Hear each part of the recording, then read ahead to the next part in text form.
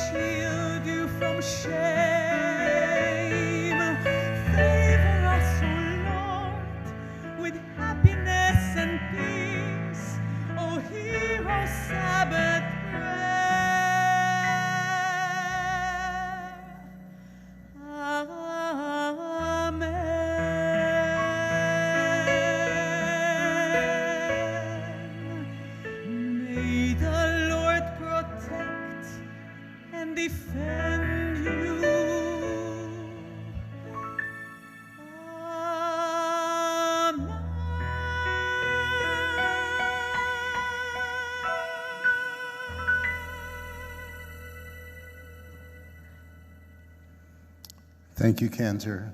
Tzaharaim Tovim. Good afternoon, everyone. I know how exciting it feels for all of us for whom B'nai Torah is so important to be together, to celebrate together once again. When we started this project, we never would have thought that we'd still be Shalom, everyone. That we'd still be wearing masks. Where'd he come from? When we started the project, we never thought we would still be sitting here wearing masks, but we are. For we know that there's another spike in the virus, and we just respectfully request that everyone please remain masked while we're here in the sanctuary, while we are here together. Taking care of each other has been the most important aspect of our work over the last nearly 2 years. Typically, when we come into this room, we come here to pray. When we pray, we speak to God. But when we hear words of Torah, we connect to each other as a people, to our history and our values, and we understand that through the words of Torah, we can find God speaking to us.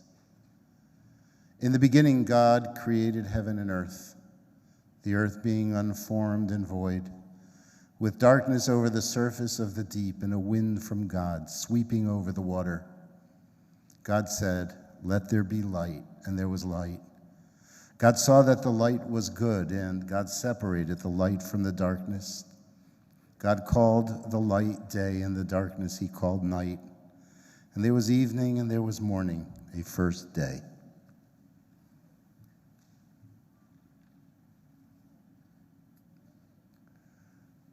Cantor.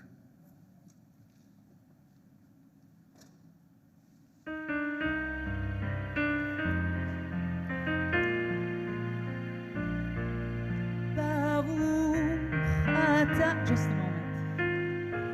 I have no monitors, so I cannot hear myself. Sorry.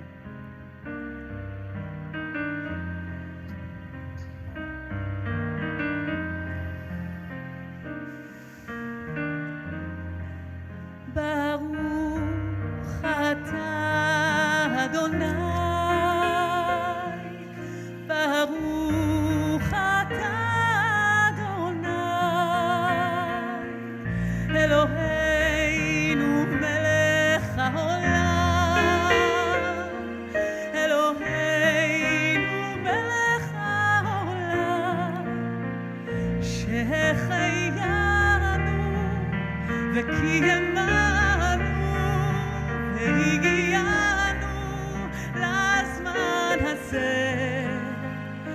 שהחיינו וקיימנו והגיענו לזמן הזה.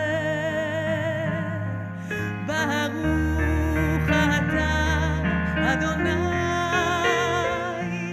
ברוך אתה אדוני,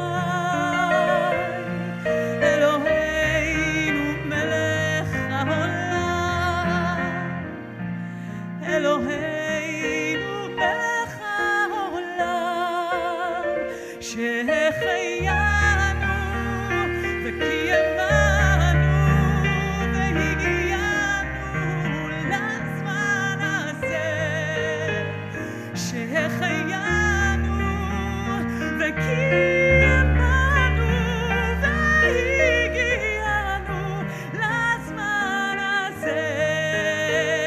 יא נה נה נה נה נה, יא נה נה נה נה נה, יא נה נה נה נה נה, יא נה נה נה, יא נה נה נה נה נה, יא נה נה נה נה נה, יא נה נה נה נה נה, יא נה יא. אמן, אמן,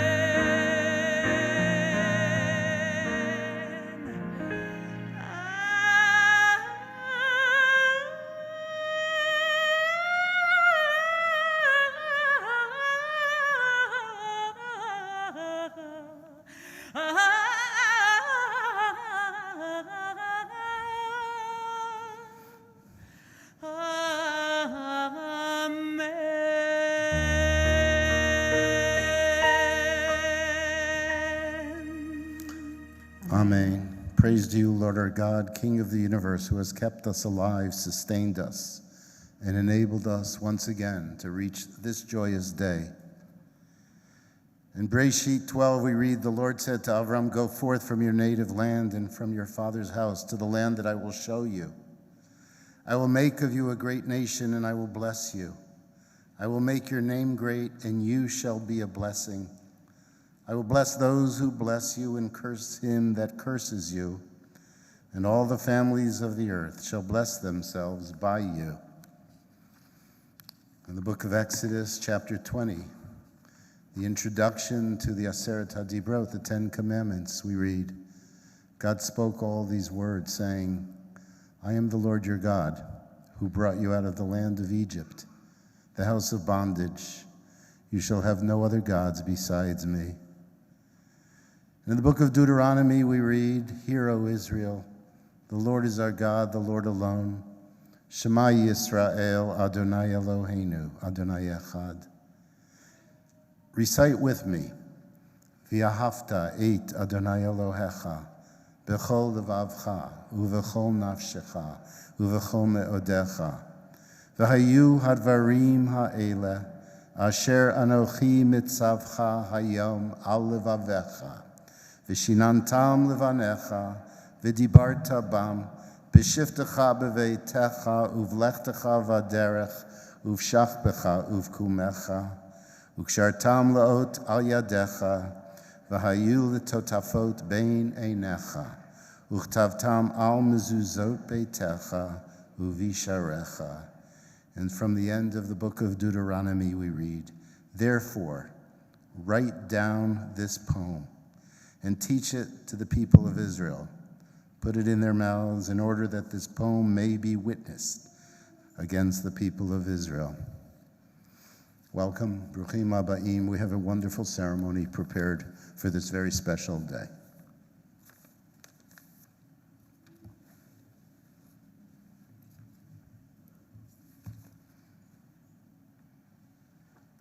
Welcome to L'chaim Torah Project opening ceremony.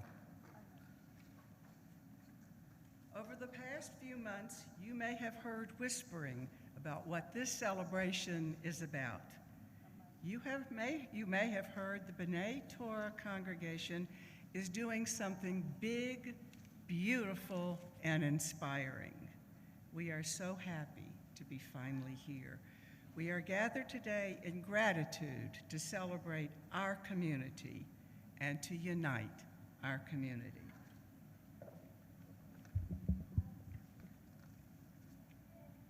But most importantly, we are here to remember those we have lost throughout the pandemic, those long extended illnesses, and those we lost suddenly.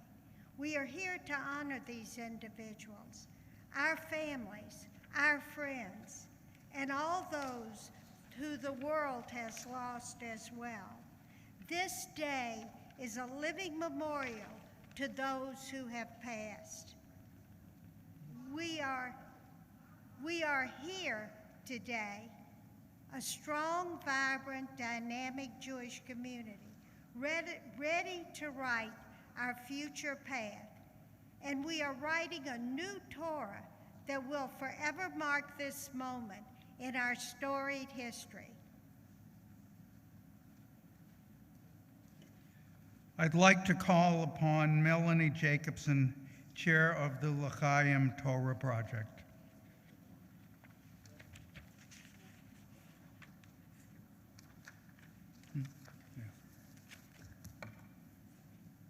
Good afternoon, and thank you for being with us here in the sanctuary and on Zoom.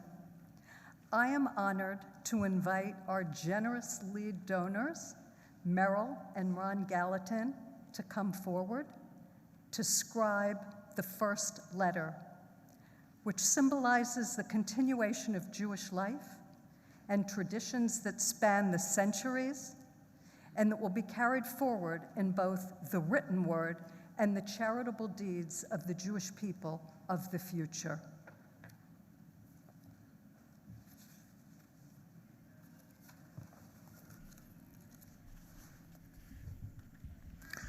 We also welcome our sofer, Rabbi Menachem Bialo. I will tell you that throughout this day I have sat with Menachem and the members of our congregation that have been doing some scribing. It was a deeply, deeply emotional experience. Everyone felt so connected to what they were doing, realizing that, in a sense, they're participating in an ongoing miracle. Merrill and Ron were the first people I called to talk about the project. And I would say that it took us about 7 seconds to cut the deal. They too were so excited. They understood the meaning of writing a Torah during these days. The fact is that we, B'nai Torah, have held together very strong throughout the pandemic. We've been there for each other. We've continued to learn. We have experienced entertainment and special lectures and support groups. We've studied Torah and we have prayed together. And there was a realization that B'nai Torah held together because of the special qualities of this community, but also because we are B'nai Torah. We are the children of the Torah. So Merrill and Ron are about to scribe the very first letter of the Torah, and most of you are well aware that the first letter of the Torah is a bet, the second letter of the alphabet, of the Aleph Bet. So why is it the second letter and not the first letter? A number of reasons are given, but one that makes most sense to me is the following. It's related, first of all, that this is taking place under a chuppah which we only know of as the place where bride and groom stand when they're about to be married. It's a place of unification. It's a place where love is expressed. The rabbis in the Midrash have taught us that when the people stood at Sinai, the mountain was held above the people. There are a number of Midrashim about this, but one exclaims that the mountain was like a chuppah, and the Torah was the ketubah. The chuppah and the ketubah, and who got married? The people of Israel and God. and they entered into an everlasting covenant at that moment that continues to this day. Back to the issue of the bet. Every letter of the Hebrew alphabet has a numeric equivalent, and bet is 2. We exist in relationship only with another. We understand that the people of Israel exist in relationship with God.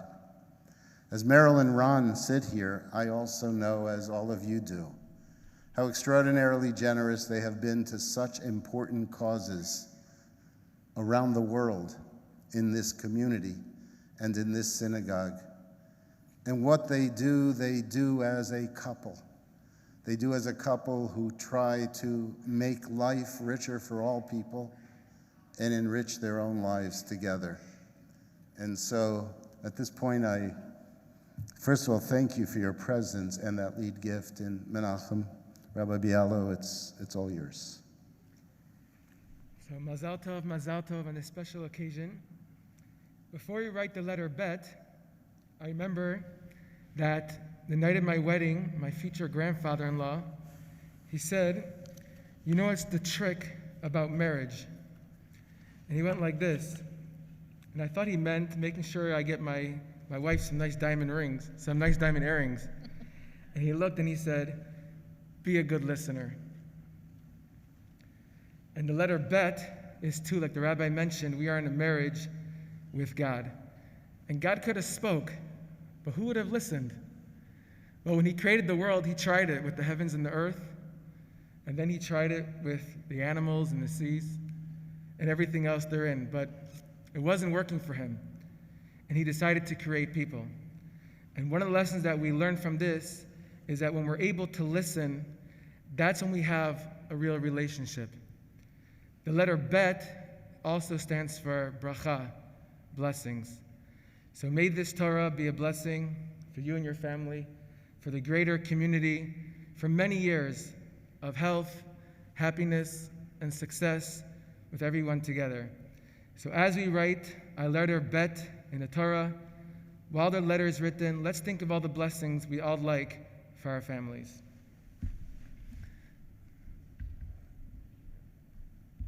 Okay, hold on to my feather. And repeat after me. L'shem, L'shem, Kedushat, Kedushat, Ketivat, Ketivat, Sefer, Sefer, Torah. Torah. We're now fulfilling the very last mitzvah in the Torah, which is to write a Torah.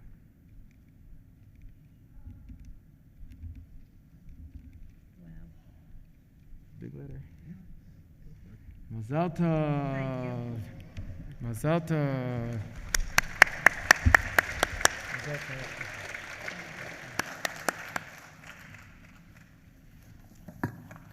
Don't go yet. Please, Ron and Meryl, don't go yet. We know the words of Torah enter our hearts. The words of Torah can be like a song to us. There is a wonderful artist in this country by the name of Mordechai Rosenstein. You may be familiar with his works. Mordechai Rosenstein takes words of Torah and creates magnificent works of art. And so we commissioned Mordechai Rosenstein to do such a piece for today. Eitz Chaim hi lamachazikim ba, it says. It's a tree of life to those who hold on to it. So you will receive the very first print as we reveal this, the original here. The original here will find a very special place here at B'nai Torah. And we will be delivering the print to you this week. So we thank you very much. I'm so appreciative. Yeah. Always appreciative. I love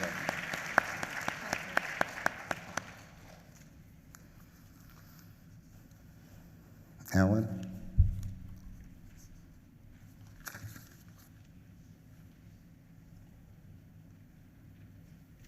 Thank you again, Merle and Ron, for your faith in B'nai Torah's mission, your unwavering support, and your wise guidance over the years.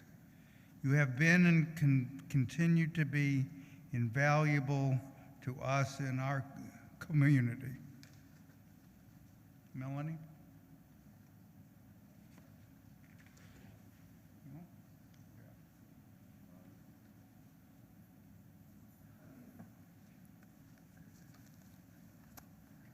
Our beloved Karina Waldman was dedicated to learning, connecting to Torah, reading, and education. For those of you who did not know Karina, she joined our Torah project as an education co-chair alongside her very dear friend, Shelley Gross. She was a bright light in our B'nai Torah family and was so passionate about this project that shortly before her untimely passing, she wrote a beautiful letter to her grandchildren. The Waldman family has given the Torah Project permission to read this letter. I'm Karina Waldman. This year, our pandemic hibernation has been a unique opportunity to slow down, spend more time with my wonderful husband, Stuart, and has made me feel so much closer to B'nai Torah. I have not seen my grandkids for 18 months, but I have spent hours every day with my grandson, Tyler, on FaceTime, bringing us much closer than would have been possible without pandemic time. This pandemic year gave my parents a whole year of nesting together, which was a gift in my dad's last year of life. I am thankful for all this, coming through this healthy, and for a temporary feeling that all of humanity was in the same boat. The L'Chaim Project aims to bring the community together with joy and a feeling of a new beginning, of a rebirth. I want to celebrate this.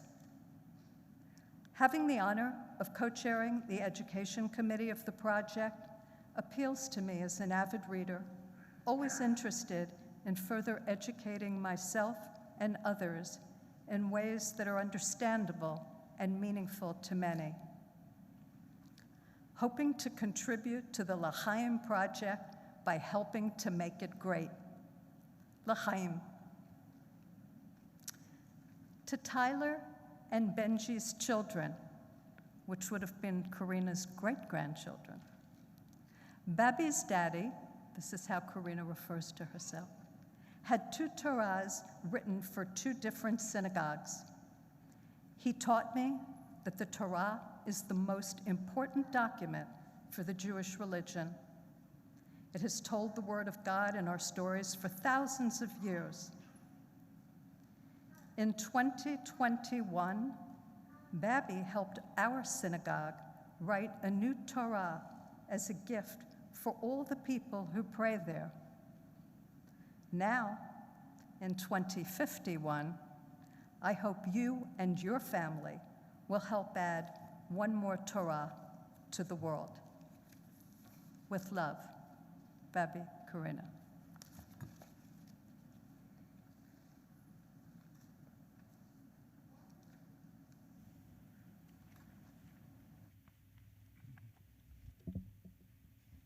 Thank you, Melanie. That was so powerful. It is our deepest hope that the spark in Karina's letter will live on in the lives of all who touch our L'Chaim Torah project. We are also here at B'nai Torah fortunate to have outstanding leadership, and we thank President Ed Sofer for his steady guidance and governance, and Rabbi Steinhardt for his vision of a new Jewish conversation that is already reaffirming Jewish life and values. Moving forward, it will be our legacy and will inform generations to come. The L'Chaim Torah Project could not be a reality without all of our committee members who are a part of this project under the exemplary leadership of Melanie Jacobson. Thank you. Thank you for your wisdom, grace, and skill in weaving all the myriad parts of this enormous undertaking into a beautiful tapestry that will remain with us forever. Our L'chaim Torah last letter is set to be written in the spring, when we will celebrate this wonderful new addition to our synagogue.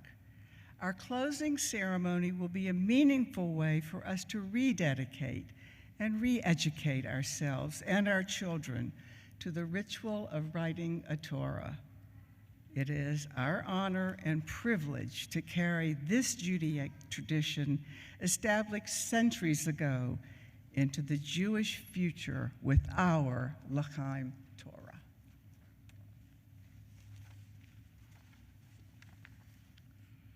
This new Torah will remind us of our connection in our history as the Jewish people.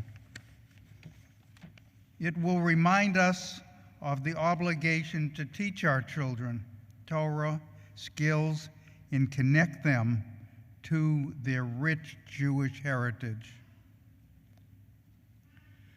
The Torah is a tree of life to those who grasp hold of it.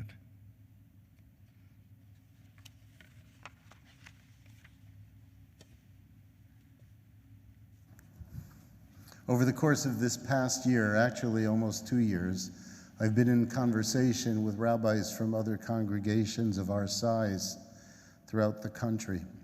We've talked a lot about how we will deal with the pandemic and how we keep our communities close. And obviously, we spoke words of Torah. I decided that it would be nice to do some interviews with some of those rabbis, but then expanded that to make it a part of this program. Understand that this was not done with professional videographers in person, but it all had to be done by recording Zoom conversations. So what you'll see now is a recording that will begin with, you don't know who that is, do you? That's Rabbi Moshe Druin from North Miami. And he is the father-in-law of our Sofer and the founder of Sofer on Site. He's helped guide us in this project, and then there'll be some interviews with some of our children from our Mirachnik school, as well as some interviews that I did with some people who are in leadership roles in this community or in the Jewish world. You'll hear from Rabbi David Wolpe. You'll hear from our congressman and our member, Ted Deutsch. And I forgot the last one, but you'll catch it when you see it. Who is it? Oh, and Dr. Rabbi Shuli Rubin Schwartz, who is the new chancellor of the Jewish Theological Seminary. We have more interviews in the file, which we'll be showing you as the year goes on. So enjoy this little video. Shalom, everyone. My name is Rabbi Druin, and I'm here at Sofer on Site. And we are delighted that you will be writing your own Sefer Torah. Not only will you be writing it as far as someone else writing it for you, but it's going to be an unbelievable opportunity for you, yes, you, to actually hold the feather, hold the quill together with the Sofer, and write a letter in your Torah. So what's so special about writing a Torah? Well, we all know that this incredible gift from God, called a Sefer Torah, has 613 mitzvot, commandments in it. And these mitzvot are an opportunity for us to connect with God. We know some we can do, some are more difficult, some are not applicable. And yet, the final and the last mitzvah listed in the Torah is none other than a commandment incumbent on every Jewish man, woman, and child to physically write a Torah in their lifetime. And how we do this, in addition to the learning and the celebration and dedications of a Torah, it's to physically hold the quill together with the Sofer and write one of these magical letters. Magical letters? How can that be? Well, let me explain. If you take the word letter and you translate that into Hebrew, you will get the word ot, a little word called ot. And yet if you translate back that word ot into English, the first translation is the word sign, pointer, guide. The word ot, also in Hebrew, means wonder. In fact, ot in Hebrew also means magic. These are our magical letters. As my father often loves to say, that a Torah is not a book, and a sofer, a scribe, does not write letters. For if it was only a book, When was the last time you saw someone pick up a book and kiss it and give it a hug and dance around the room with it? We hug, we dance, we kiss someone we love. This Torah we love. It has woven into it the most incredible, magical concepts given to us by God. Finally, as we have another beautiful saying, it's only when you touch Torah will Torah touch you. The mitzvah of writing a Torah is one of the most incredible experiences that a Jew can have. We are so delighted once again to be able to share this experience together with you. And we look forward to seeing you all as you write your own ot in the Sefer Torah. Mazel tov. During the last Torah dedication, I saw the making of a Torah and felt grateful to be part of the B'nai Torah congregation. I think my family will be proud of me for participating in the L'Chaim Torah project because it's a mitzvah and it's helping to create new opportunities for families to celebrate everyone coming together and for this joyous occasion. L'Chaim.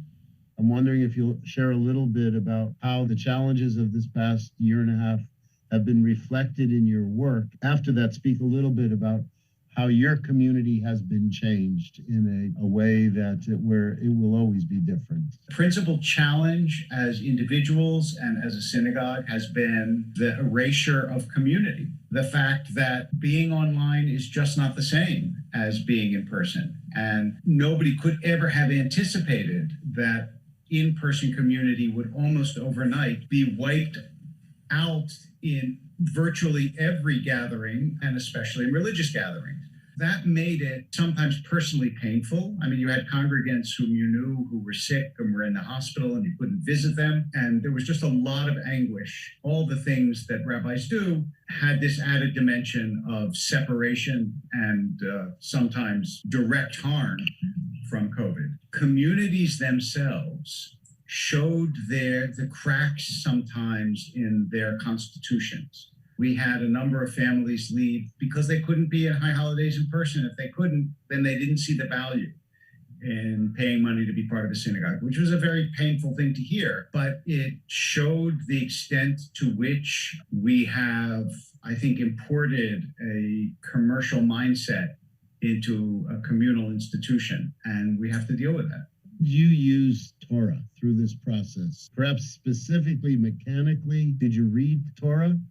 And how did you use lessons of Torah? Did you find it helpful in terms of the responses here? So the first thing I did, which actually was not a response to the pandemic, but it was a response to the death of our very well-known colleague, Jonathan Sachs, was when Jonathan Sachs died, I thought to myself, we just lost a big voice of Torah. I said, so how can the rest of us contribute our voices a little bit more? And I started to write a Torah column for the Jerusalem Post. And now when you give a sermon or you write a column, it endures. I mean, there was a time you could give a sermon.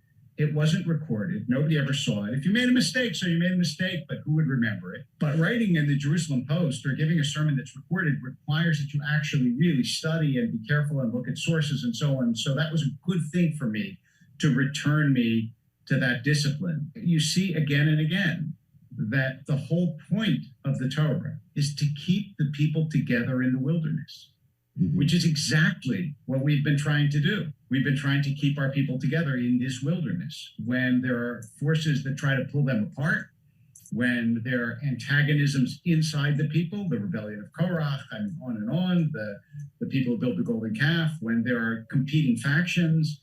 It's not, in a weird way, it's not so different. And so I really did take a tremendous sense of inspiration and mission from returning to the Torah. It's a great metaphor. That is this idea that the purpose of Torah was keeping our people together in the wilderness, and then it continued to do that. It's along the lines of what we're thinking as we do this Torah project. Can you tell us about some of the most profound influences in your own life that have brought you to this place where you are now? The people who influenced me most in terms of Torah were, first of all, over and above anyone else, my father, whose principal mission, I think, was twofold. One was the shaping of eloquent messages. I really learned so much from him, so many stories, and listening to his sermons.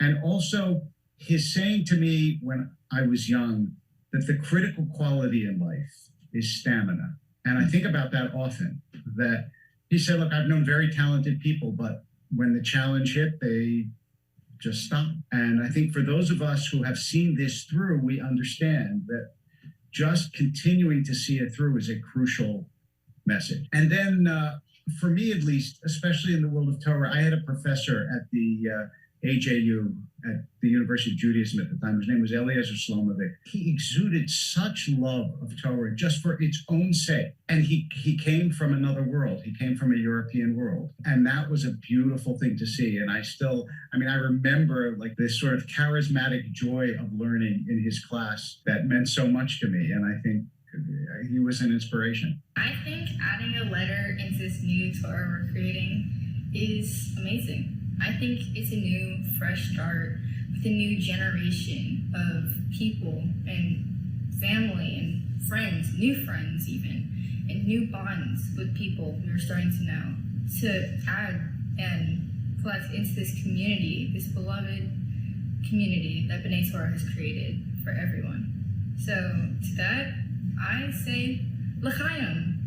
Thanks for the opportunity, especially to talk about the work I do and put it in a Jewish context, because that's how I view my work. I grew up in a Jewish house in Bethlehem, Pennsylvania, small Jewish community, very tight-knit. My parents sent me every summer to Camp Ramah. That's where I think, developed the deep connection that I have to Judaism, that and our synagogue and my family at home. I grew up in a home with a father who served in World War II and spoke openly and often about the importance of serving the country. And fast forward to years later, and I have the opportunity to run for office. It's not the same as serving the way my dad did and the way so many brave veterans did and active service members do, but it was my way to give back, and it was my way to jump in and work on so many of the issues that matter to me as a proud Jew and a proud Zionist. What do you see as the guiding values that you inherited, both from the tradition, from your family, from Camp Ramah,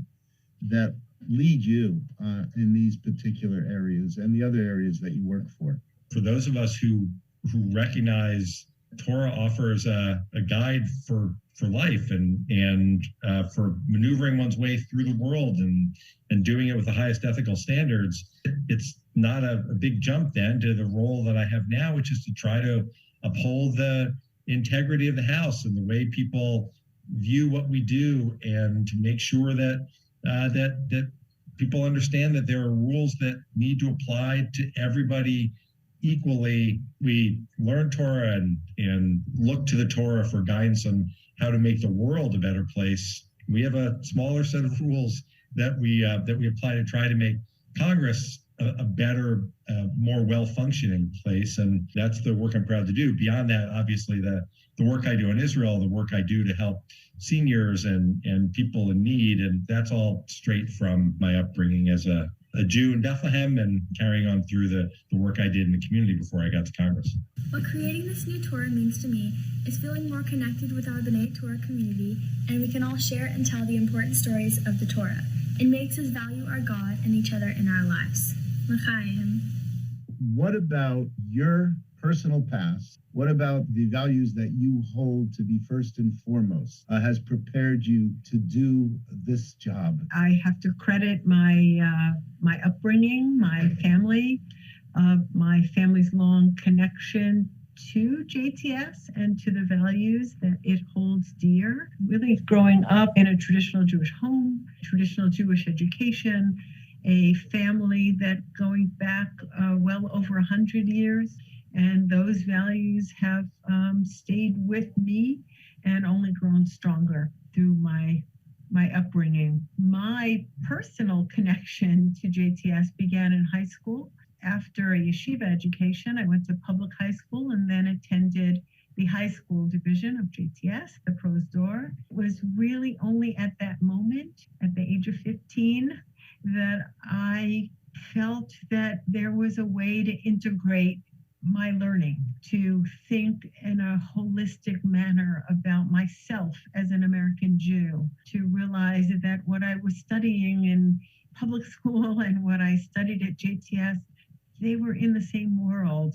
And JTS showed me a meaningful way to live an integrated life as a Jew and as an American, striving for the truth, richness of our tradition and all of its fullness, and the desire to extract religious meaning from that in the process. I would say that a lot of our conversations as educators and as rabbis in this world has always focused on and been deeply concerned for how, in a rapidly changing America, was clearly grabbing hold of our people, how we were going to make sure that tradition would be conserved. The changes are now perhaps more rapid than ever before. How does a life of Torah prepare us for the rapidity of the change taking place? And how can we, in fact, embrace change and still keep our fidelity to Torah? The balance that conservative Judaism strives to maintain between tradition and change is one of the hallmarks of this stream of Judaism.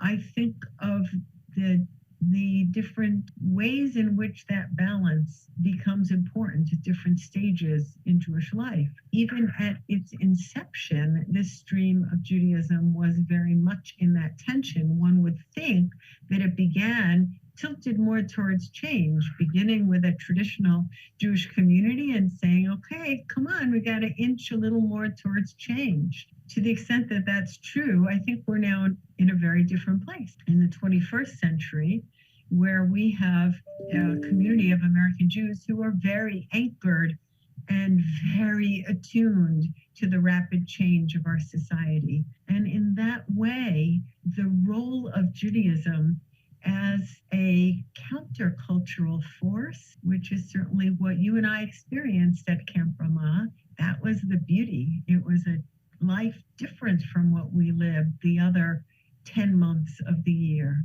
I think it's that countercultural force of tradition that it becomes vital for us to conserve. There's a lot of work that the Jewish people have to do as a people in relation to women's roles and participation and their voice. Do you see particular areas that we as a movement need to be going in this issue? Do you see areas that we have to be focused on, that we have to be taking care of? I see it less as an issue of particular issues that we need to confront, and more the kind of stance that we take in the world. I mean, we are a people that if we take our Torah seriously, we're always hopefully being introspective, trying to figure out how we've fallen short and how we can do better. We need to take everything seriously. It doesn't mean we need to turn ourselves upside down. It doesn't mean we need to be self-flagellating constantly so that we can never move forward, so that we're paralyzed because we fell short in big ways sometimes. It does mean that we have to acknowledge those areas and strive to do better in the future, whether it's, really anything. There's so much that's broken in our society. And I think it's that recognition and the need to do better, recognizing that we can't do everything. The environment and race and polarization and the loss of the, intensity and power of Jewish community. All of these things require attention. I appreciate that I am part of history, with this new Torah being added to the B'nai Torah synagogue that unites us for generations and generations. L'chaim.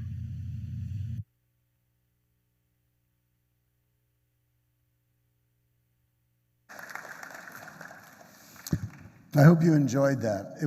For me, it was really an honor and a privilege to do the interviews that I did, and I've done a few more interviews, both with some elected officials from Israel, as well as my colleague and friend and teacher, Daniel Hartman, and hopefully we'll get to see those soon. But one of the things that struck me as I did them, and I wish that I could have shared more of the interviews with you, is we start with a text that has extraordinary holiness, a text whose letters and words we have preserved for thousands of years.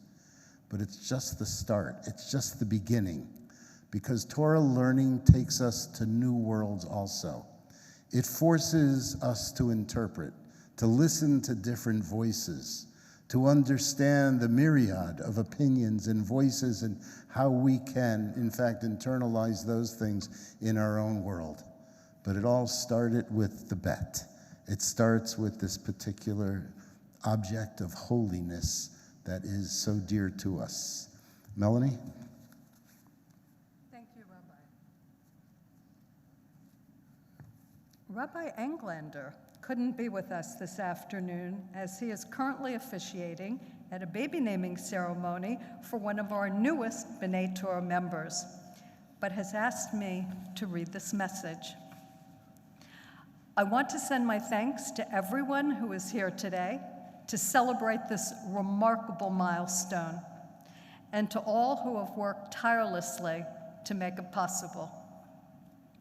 Working closely with the Education Committee, I know there are wonderful engagement opportunities in our near future, from scholars in residence to unique classes that all are invited to enjoy. May this be the kickoff of something truly grand, impactful, and memorable for all generations. We're pleased to acknowledge the following dignitaries here with us today: Florida State Senator Lori Berman, Rabbi Josh Brody, Federation Community Rabbi, Lori Carney, Senior Director of Development and Outreach at Florida Atlantic University, Ismail El-Bassel, on behalf of Bassem Al-Halabi, President of the Islamic Center of Boca Raton, Bonnie Goldberg, on behalf of Danielle Hartman, CEO of the Jewish Family Services, Reverend Andrew Sherman of St. Gregory's Episcopal Church, the Mayor of the City of Boca Raton, Scott Singer, Cliff Viner, Emeritus Chair of the L'Chaim Project, and the Mayor of Palm Beach County, Robert Weinroth. Please join me in a round of applause for their unique and important work.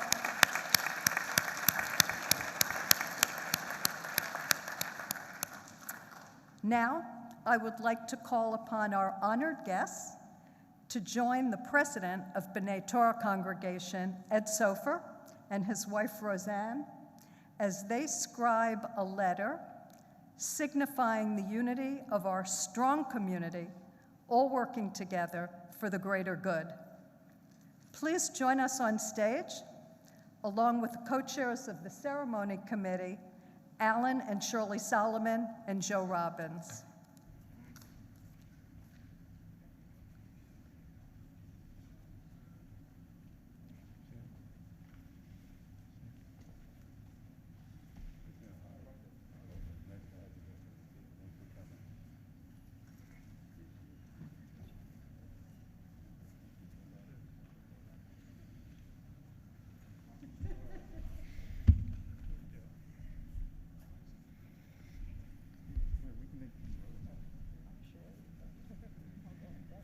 So as we get set up,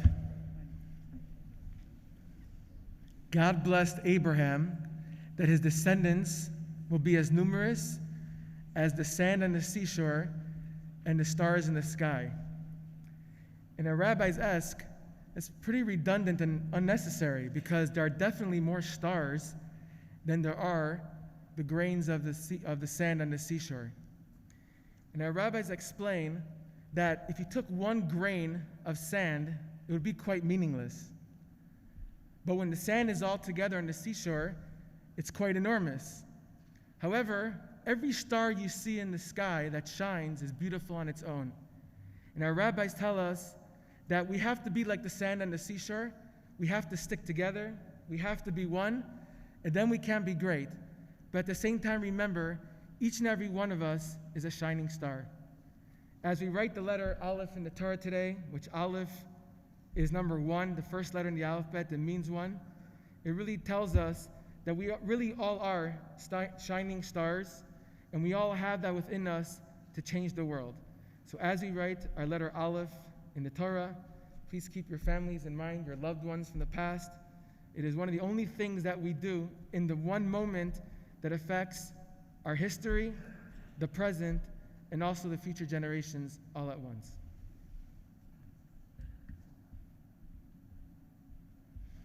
Okay, hold on to the feather. And repeat after me. L'shem. Kedushat. Ketivat. Sefer. Torah. You're now fulfilling the last mitzvah in the Torah, which is to write a Torah. Okay, keep holding on. Look at that camera and smile. Mazal tov. I'd like to ask you all to remain there. The next letter of the Torah will be written by the chairwoman of our project, Melanie Jacobson. Melanie?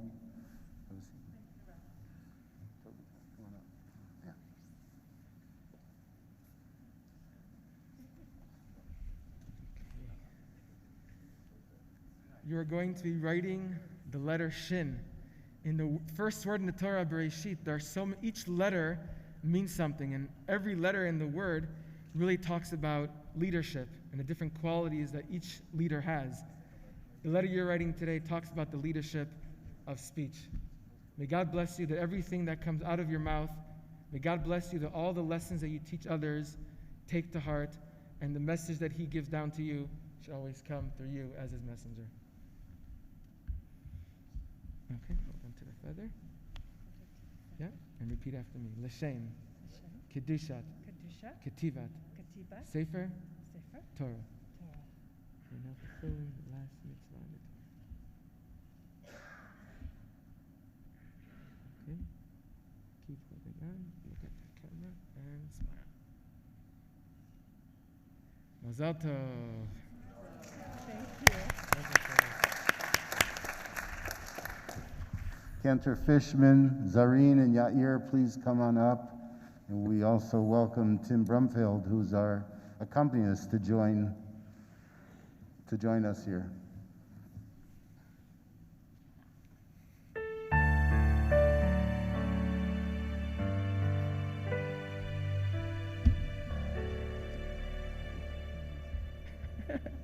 You thought you were supposed to sing? Okay, so today your family will be writing the smallest letter in the alphabet, which is the letter Yud, which shows us about humbleness. So, and it stands for Yair as well. So being the beautiful cantor that you are, really beautiful, it's hard sometimes to remain humble, I'm sure, but may it always be with you to remain humble in the beauty that you give all of us who hear your voice. Okay, hold on to the feather together. And repeat after me. L'shem. Kedushat. Ketivat. Sefer. Torah. You're now fulfilling the last mitzvah in the Torah. Okay, keep holding on. Look at the camera and smile. Mazal tov.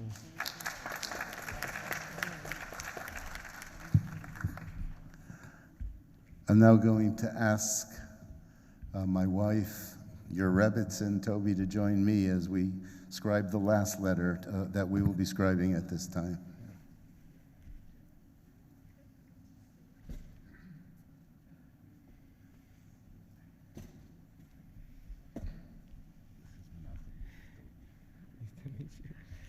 Okay, so it's the last letter in the word Bereshit, which is the letter Tuf, but it's also the last letter in the alphabet, and we know all the goodness funnels down to the bottom. We are very lucky that B'nai Torah has Rabbi and Rebbitzin Steinhardt to be able to lead us. The Torah should be a source of blessing through you to the entire community. Okay, hold on to the feather. And repeat after me. L'shem. Kedushat. Ketivat. Sefer. Torah. You're now fulfilling the last mitzvah in the Torah.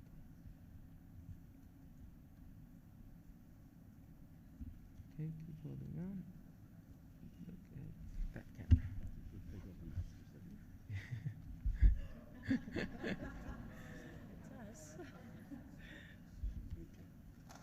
Mazal tov.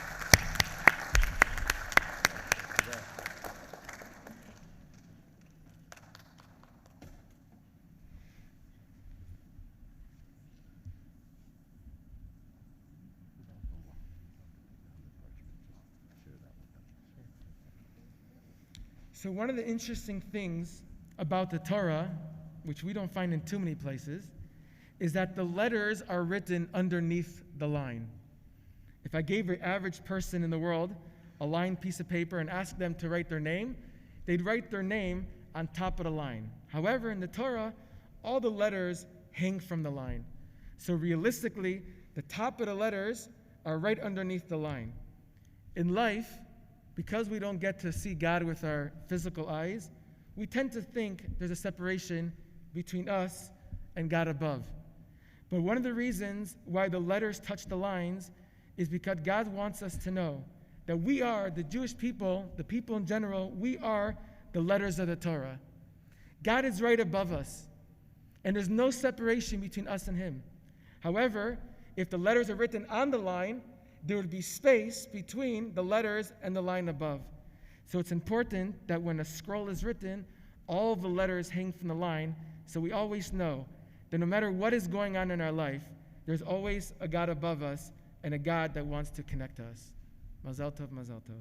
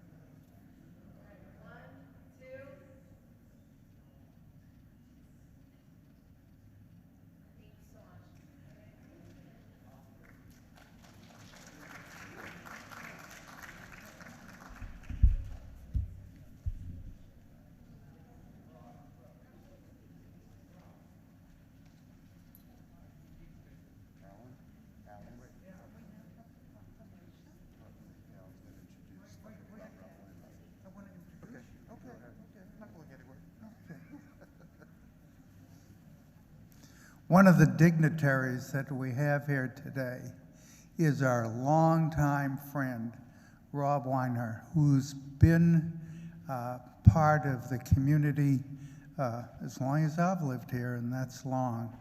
And he has a proclamation. He's mayor of Palm Beach County now, and he has a proclamation to commemorate this day. Rob?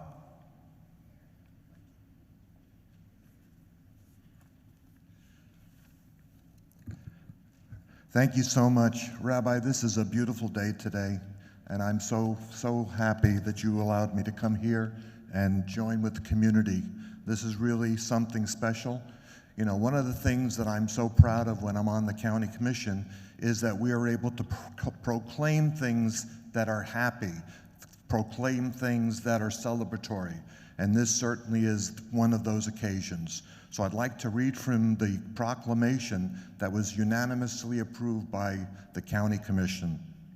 Whereas B'nai Torah Congregation is the largest conservative synagogue in Southeast Florida with over 1,300 membership families, and whereas B'nai Torah offers diverse services, programs including several schools of Jewish education, a wide variety of volunteer opportunities benefiting the community, and has remained strong and committed to serving the community throughout the pandemic, and will continue post-pandemic to do its deep commitment to Torah, and whereas the writing and dedication of a Torah will memorialize the lives lost to COVID-19 and symbolize the strength of the community and remaining connections, and whereas we can celebrate all that the Torah itself stands for, hope, love, and tradition, and welcome a new Sefer Torah,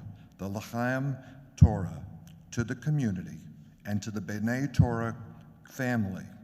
Now, therefore, the Board of County Commissioners of Palm Beach County recognizes and congratulates you as you celebrate this wonderful occasion as you debut the L'chaim Torah writing project.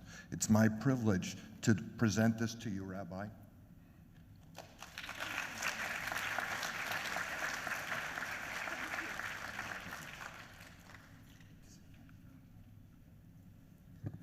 So first, I would like to say that Roseanne and I were honored to be able to sign the letter on behalf not only of the B'nai Torah congregation, but on behalf of the entire community represented by all the dignitaries that we shared the bima with. And Mayor Reinroth, I want to thank you and the County Commission for the proclamation. It not only serves as a reminder of the work that we have done at B'nai Torah today, but will also inspire us to continue that work into the future. Thank you.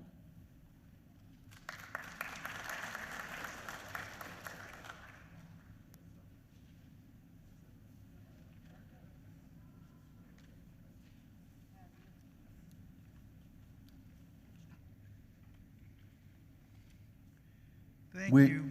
Oops, your turn. Okay, sorry, I didn't see you over there. Thank you to everyone who has joined us today.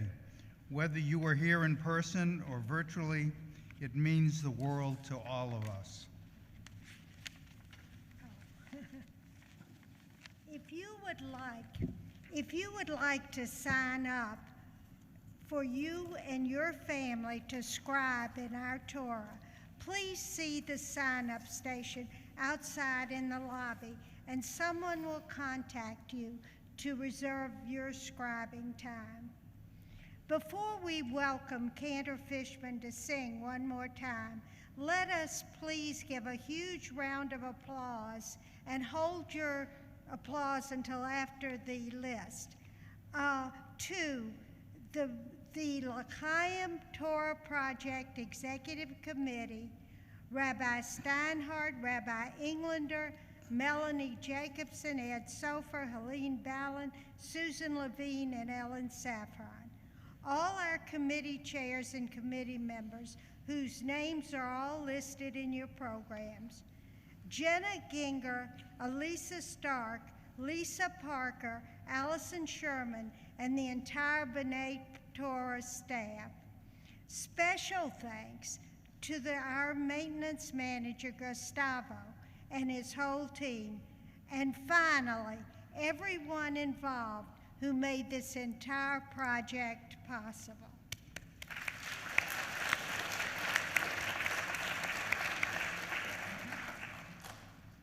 Please join us immediately following this ceremony for a small reception in the Weiner Cultural Center. The food will be available in the Weiner Cultural Center, but we're asking you to take it outside, and we have an area set aside for you to eat outside, and it's a beautiful area. Again, I want to thank all of you for coming. It was good to be together. I really want to thank everyone who's been working on this project. They've been working very hard, tirelessly, given so much time. And I do want to especially thank the committee. Susan Levine is the newest consultant, member of our professional staff here. And if you don't know Susan yet, please introduce yourself to her. But she is simply an extraordinary, extraordinary worker and an advisor. And I really appreciate what you've done, Susan. So we're going to conclude now. I'd like to ask everyone to please rise.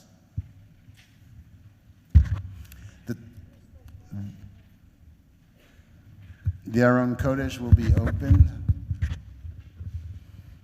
As you see, there's a spot there for the Eitz Chaim Torah when it is completed.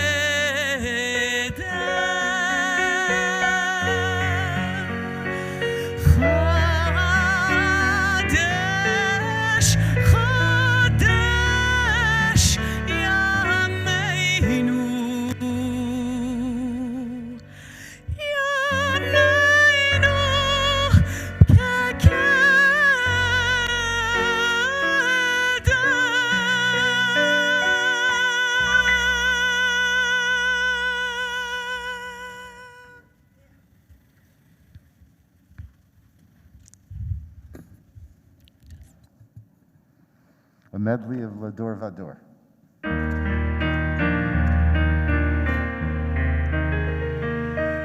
We are gifts and we are blessings. We are history in song. We are hope and we are healing.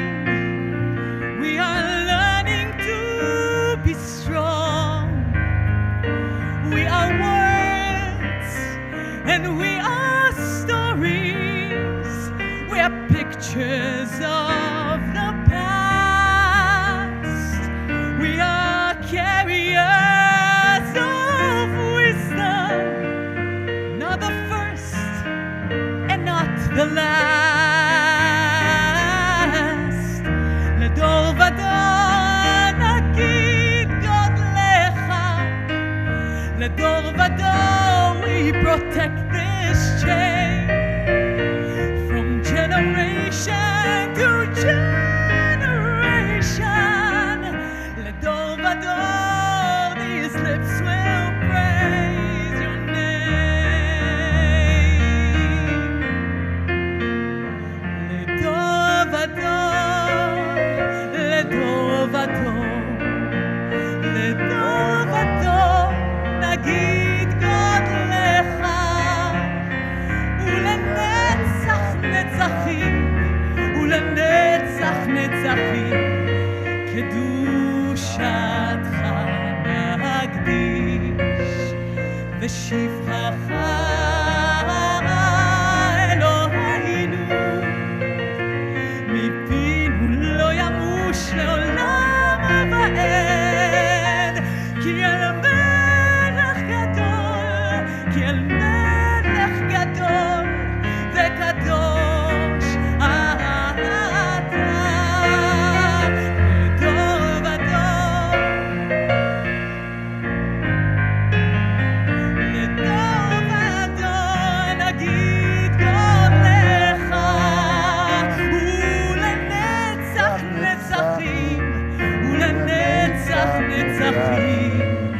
קדושתך נקדיש.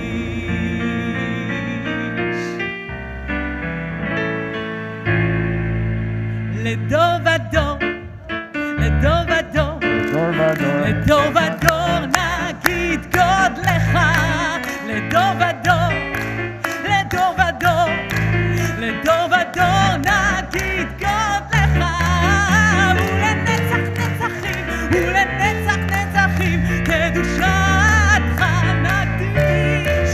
לשבחכם לא ינוח, מימינו לא ימוש, לא ימוש לעולם ועד.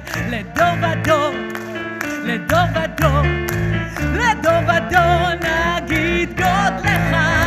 לדור ודור, לדור ודור, לדור ודור נגיד גודלך.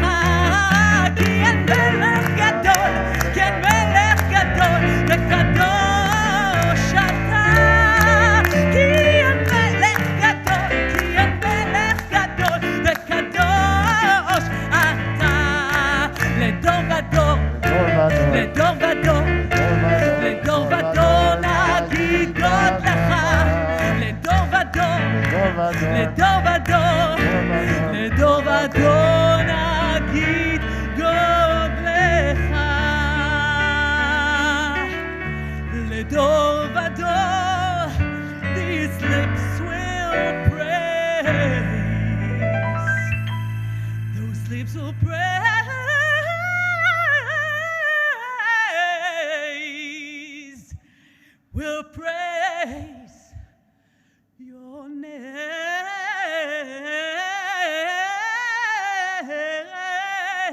name, your name.